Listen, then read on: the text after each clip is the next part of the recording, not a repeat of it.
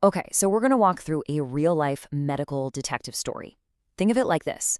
The crime scene is the human body. The clues are the symptoms, and believe me, the stakes are absolutely life and death. And it all kicks off with one simple, urgent concern. Right here, this is where the whole case begins.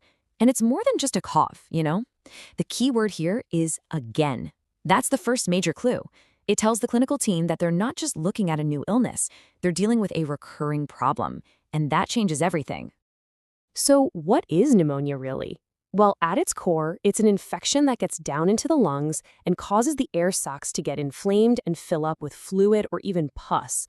This whole process basically turns the lungs from this amazing, efficient system for breathing into a painful battleground, making every single breath a real struggle. All right, first things first, let's meet the patient at the very center of this whole mystery, a man named Nellie Singh.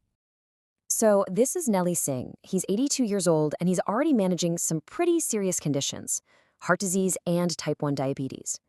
Now, that background is absolutely critical because his symptoms right now, this bad cough, chest pain, shortness of breath, they're not just severe. They're a repeat of an illness he had just 2 months ago. That pattern? That's our first major clue. So now the real investigation begins. The clinical team has to start gathering all the clues they can to figure out what is really happening inside Nellie's body. The vital signs alone tell a pretty clear story of a body in distress. His heart rate is high, it's working overtime. His temperature, that's a fever, a classic sign of an infection. He's breathing way too quickly, just struggling for air. And maybe most critically, his blood oxygen is down at 90%. That's a dangerously low level. It means his lungs just aren't doing their job. His body is losing this fight. And the physical exam reveals even more. The nurse can actually hear rattling sounds, or raunchy, through the stethoscope.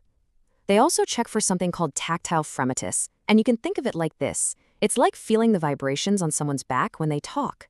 For Nellie, those vibrations are stronger than they should be, and that's a huge sign that parts of his lung are dense with fluid instead of air. You combine that with the aides saying he's been confused lately, a really common sign of bad infection in older adults, and the evidence is just piling up. So, with all this evidence in hand, the next step is crucial. It's time to identify the culprit. What exactly is causing this infection? This is the million-dollar question, right? Is it bacterial? Is it viral? Because the answer is going to determine the entire plan of attack, especially what kind of medicine they use. Okay, so the first way you narrow it down is by looking at where he got sick. Nellie was at home, which makes this community-acquired pneumonia. And this is a really big deal because hospital-acquired infections often involve much tougher microbes, sometimes ones that are resistant to antibiotics. So right away, we're narrowing down our list of suspects. And here they are, the usual suspects when it comes to pneumonia. And while, viruses or even fungi can be the cause, bacteria is by far the most common culprit in adults. Based on Nellie's specific symptoms and all the clinical signs, the team has a very strong suspicion that they're dealing with a bacterial infection. And then the final piece of evidence comes in.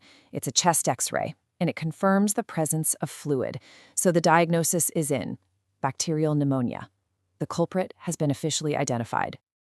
All right, we've identified our culprit, so now it's time for the plan of attack.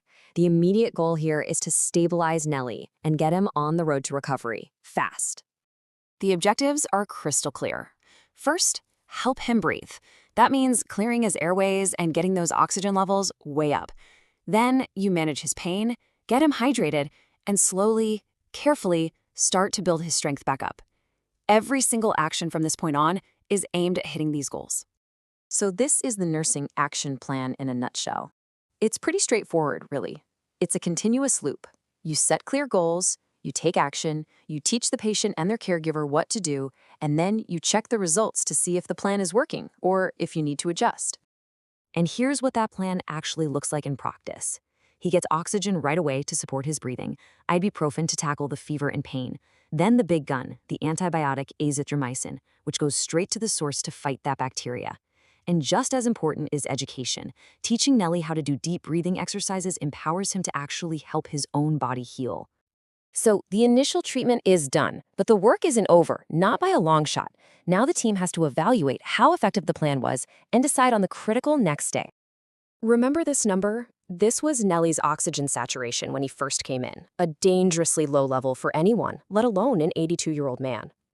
And now, after just a short time on oxygen, his level is up to 97%. This is a huge, immediate sign that the treatment is working.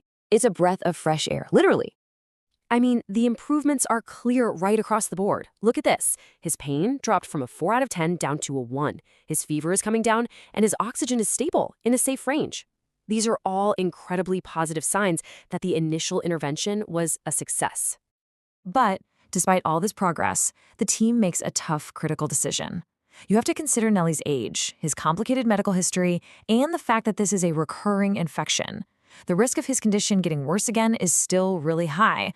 So the clinic won the first battle, but the safest place for him to win the war is in a hospital, where he can be under constant monitoring. You know, Nellie's case is such a powerful reminder of something important.